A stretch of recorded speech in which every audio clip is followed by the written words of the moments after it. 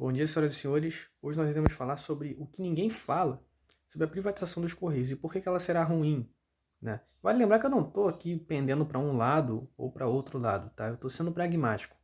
Eu vou olhar a coisa como ela realmente é e não como eu penso ser, né?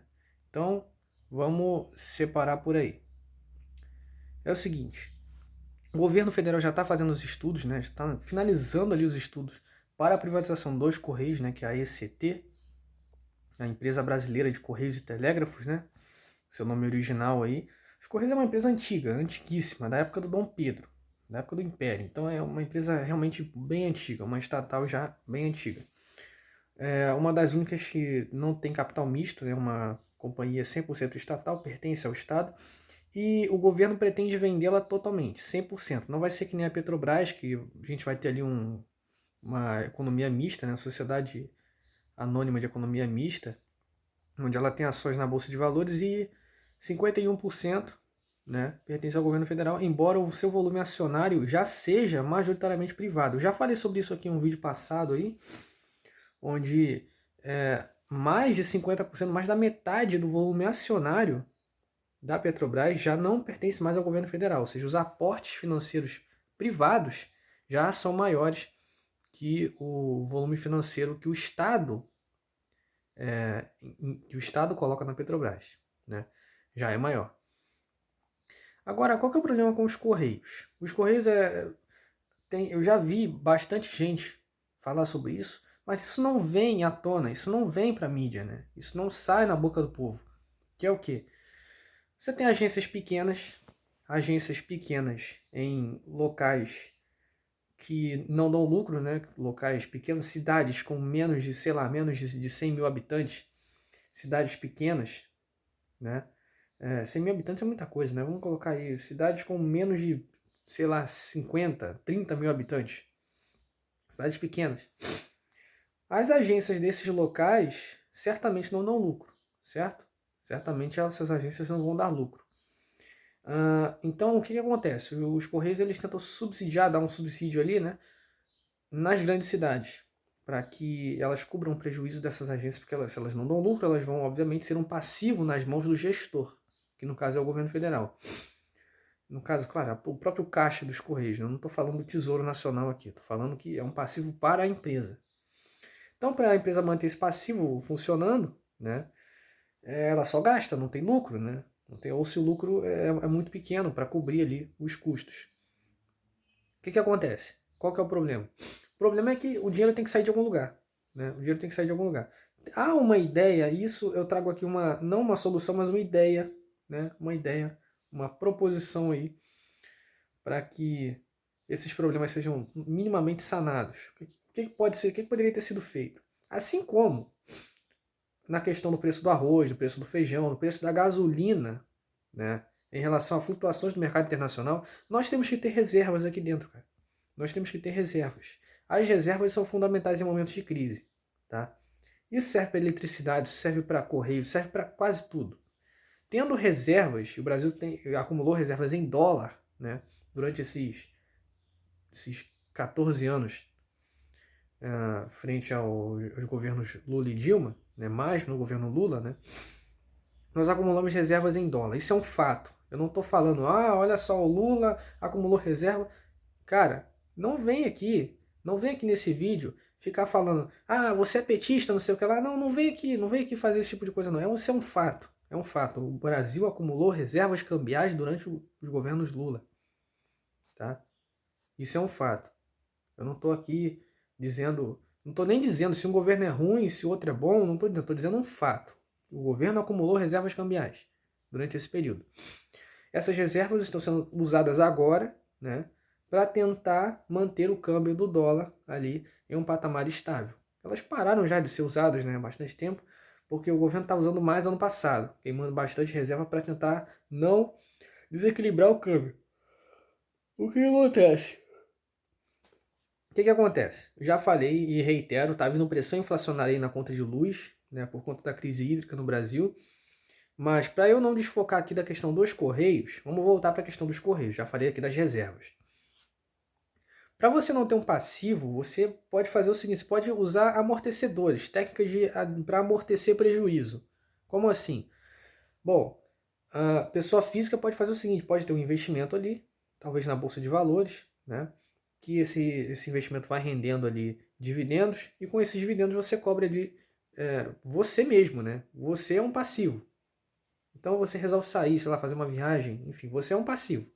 Daí você consegue cobrir sem ter custos para você, né? Então acho que a ideia dos Correios seria mais ou menos essa. Essa é uma ideia, tá? É uma ideia de criar um fundo para amortecer esses prejuízos, né? Onde por um tempo o frete ele se mantém em um patamar mais alto, mais elevado, porque já é feito assim, né? Só que esse subsídio ele é direto, ele não vai para um fundo, né? Então, de certa forma, a gente aumenta o frete um pouco para compensar. Claro que isso é uma medida impopular, né? Mas vai ser por pouco tempo. A gente mantém ali o frete um pouco mais alto nas grandes cidades para começar a alimentar esse fundo. E algumas receitas da companhia também podem ser direcionadas para esse fundo. E esse fundo vai ser encarregado de abastecer ali as agências passivas, que não dão lucro, né? E assim a gente resolve um problema. Porém, o que acontece? Logo depois, né? A gente volta o frete ao seu patamar normal. Tanto que a imunidade tributária dos Correios já garante um frete mais barato. Então isso aí já me dá margem para aumentar um pouco, né, para subir um pouco mais. É claro, eu não sou a favor de aumentar frete. O frete no Brasil já é ridículo, vou explicar o porquê também nesse vídeo. Tá? Mas é uma medida para garantir com que essas agências fiquem funcionando. Então é melhor pagar alguma coisa mais cara do que ver uma agência sendo fechada. Que é o que está acontecendo aqui na minha cidade. Aliás, não na minha cidade, no meu bairro, né? Na minha cidade ainda isso não vai acontecer de certa forma, porque Duque de Caxias já é uma cidade metropolitana, né? Então isso não vai acontecer aqui nem tão cedo. A não ser que se acometa uma crise aí, uma crise nacional. Mas enfim, fora de cogitação. Mas aqui no meu bairro, que é Xerém, é o quarto distrito de Duque de Caxias, aqui o negócio está feio. Aqui tinha uma agência dos Correios e ela está fechada por tempo indeterminado. Provavelmente nem abrirá mais, tá? Essa agência, não sei dizer qual é o balanço dessa agência, mas certamente ela dá lucro. Certamente ela dá lucro. Mas ainda é uma agência pequena. Então, para você ver como é que é um problema, né? Um problemão. Ainda agências pequenas que dão lucro estão enfrentando problemas para se manter. Então isso já é outro problema também, tá? Então os Correios tendo lucro, eu acho que aproveitando esse lucro e investindo nesse fundo de amortecimento que eu disse para vocês, seria interessante. Agora o governo não pensou nesse projeto, o governo não pensou nessa ideia, o governo simplesmente quer tirar das mãos do Estado por pura questão ideológica, tá? Isso é fato, pura questão ideológica. Ainda que o governo Bolsonaro não seja um governo liberal, tá? Muita gente critica o governo Bolsonaro, não, o governo neoliberal, não sei o que lá. Não, não. A única estatal privatizada pelo governo federal foi a SEDAI, Companhia de Águas e Esgoto do Rio de Janeiro. Isso com o aval, né, do Ministério da Economia, porque quem privatizou nem foi o governo Bolsonaro. Foi aqui o governador do Rio de Janeiro. Começou no Witzel, terminou no Castro. No Cláudio Castro, né, que é o governador vigente, interino. Então começou nele e terminou aqui. É uma coisa nova, tá? Fora que ainda é uma concessão. E arrecadou bem pra caramba. Arrecadou bem. Tenho lá minhas críticas em relação à privatização de serviços básicos como água, né? Tenho lá minhas críticas, mas eu acho que, se bem que é contraditório. É contraditório, é uma coisa contraditória. A privatização é uma coisa contraditória no Brasil. No Brasil é uma coisa contraditória porque ela não é feita de forma transparente. A gente já acompanha isso há muito tempo. Eu não sou contra, eu sou totalmente a favor de privatizações, principalmente quando essas companhias estatais elas estão dando muito prejuízo, porque é você que vai pagar a conta. Ah, João, mas tem muita empresa privada que recebe subsídio. Ótimo. Também não sou a favor, tá? Também não sou a favor. Subsídio tem que ser uma coisa estritamente selecionada, uma coisa estritamente selecionada, tá? Então tem que ficar de olho nisso também. Para depois não dizerem, ah, você não é liberal, você é a favor de vender tudo e tal, mas você É controverso porque você está pagando aí o prejuízo da Oi, por exemplo, no BNDES. Pois é, eu sou contra. Já deixando isso bem claro aqui, eu sou contra. Mas vocês veem o problema que os Correios estão metidos aí. Vocês veem o problema, né? Porque se o governo vai vender numa tacada só, o que a empresa privada, a gestora, vai olhar para aquele passivo e vai pensar, poxa, não dá lucro, eu vou fechar, vou mandar fechar e vou operar apenas no mercado onde tem o maior volume ali de entregas, que são nas grandes cidades. E aí? Como é que ficam aquelas pessoas que deveriam ter acesso ao serviço postal, né? Pois é, vão ficar sem serviço postal e pagando um frete mais caro. Por quê? Vai aumentar o preço? Provavelmente sim. Provavelmente sim. Por quê? Sendo uma empresa privada, nós iremos perder ali a imunidade tributária. E não vai ser um monopólio privado, tá? Porque haverá quebra de monopólio de entrega de cartas. Lembrando que os Correios não têm monopólio de entrega de encomendas, só de cartas, tá? Entrega de cartas, envelopes e por aí vai. Isso ainda é monopólio dos Correios. Acho uma baboseira, porque de certa forma, qual que é o problema em entregar carta? Uma empresa privada entregar carta? Eu não vejo problema nenhum. Claro que aí nós temos que investir também em órgãos de fiscalização para isso tudo, né? Evidentemente. Não pode fazer as coisas às cegas assim. Eu acho, sinceramente, o governo não deveria vender os Correios numa tacada só, deveria criar uma sociedade de capital mista, assim como é a Petrobras, porque é um serviço extremamente essencial. É um serviço extremamente essencial, eu acho que você não deveria simplesmente dar numa tacada só dessa forma, tá? Acho que o governo deveria sim manter uma participação, deixar 50-50, seria o ideal, e investir nesse fundo de amortecimento que eu havia dito. Mas você sabe por que o frete no Brasil ele é ridículo de caro? Por que as empresas privadas oferecem um frete mais caro? Porque a logística no Brasil é horrorosa, cara. As estradas no Brasil são horrorosas, as rodovias são péssimas. Então, você imagina os custos, né, para um caminhoneiro transportar a sua mercadoria. É uma coisa retrógrada, certo? Porque lá no passado, isso vem de um projeto. Lá no passado, o Brasil não investiu, ele andou para trás, cara, em questão ferroviária. Andou para trás. Nós investimos sim em rodovias. Ah, o Brasil teve boom de crescimento na área JK. Cara, sinceramente, a gente paga o preço até hoje dessa questão JK. Né? A gente paga o preço até hoje desse desenvolvimentismo acelerado de JK. Preço político, né? Questão da Constituição de Brasília, isolando os políticos ali em Brasília, no Distrito Federal atual, e separando a população, né, dos seus representantes. Isso é uma crítica política.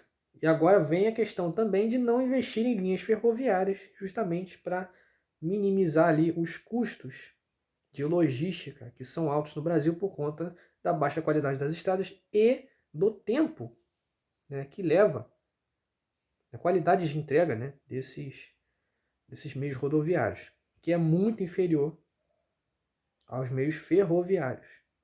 Então aí está um ponto do porquê o frete no Brasil é caro. O outro ponto são os impostos, é óbvio, né? Como tudo no Brasil tem imposto exagerado, os impostos no consumo aqui no Brasil são altos demais. Já é uma coisa que nós temos que mudar também. Por que tanta gente só nega imposto? Cara, porque é alto não tem retorno. Então, ó, para aumentar a base, diminui ali a alíquota, você diminui a alíquota, você aumenta a arrecadação. Né? Curva de Laffer. Certo? Basta você ver quando o Bolsonaro diminui o imposto sobre importação de bicicletas, como a venda de bicicletas não explodiu. Isso vai aumentar a arrecadação, querendo ou não. Porque uma coisa, gente, vamos entender uma coisa. Aumentar imposto é o mesmo que desincentivar a você comprar alguma coisa. Diminuir imposto é a mesma coisa que você incentivar a comprar alguma coisa. Basta vocês pensarem dessa forma. Aumentou o imposto, eu desincentivo o uso de alguma coisa. Tanto na Noruega, por exemplo, você tem um alto imposto sobre derivados de petróleo. Por quê? Porque o país quer zerar ali emissões de gás carbônico. É um desincentivo, certo? Você está encarecendo ali para que os cidadãos utilizem menos. combustíveis fósseis. Isso é válido. Agora, uma coisa é o Brasil, né? Que não tem nada a ver com isso. O Brasil não está pensando nisso. O Brasil não tem esse projeto. Não, vamos zerar a emissão de CO2. O Brasil não tem isso na agenda. Aqui é feito mesmo por pura sacanagem, por puro cinismo. Tá? Não tem isso de, não, é por um bem maior do planeta. Não, negativo. O Brasil também é um dos países que menos emite CO2. Né? Um dos países ali que lideram, né, esse ranking de uso renovável, de uso consciente dos recursos naturais. O Brasil ainda lidera. Por mais que nós tenhamos ali desmatamento, o ministro do Meio Ambiente incompetente deveria estar na cadeia já, senhor Ricardo Salles, né? E é isso. É isso. Acho que deu para explicar tudo aqui, né? Deu para unir aqui todas as pautas que eu queria falar nesse vídeo. Então, eu não sei, eu sinceramente espero o pior dessa privatização dos Correios. Sinceramente, eu acho que o governo não vai pensar nas agências menores. E esse é o principal problema. É isso aí.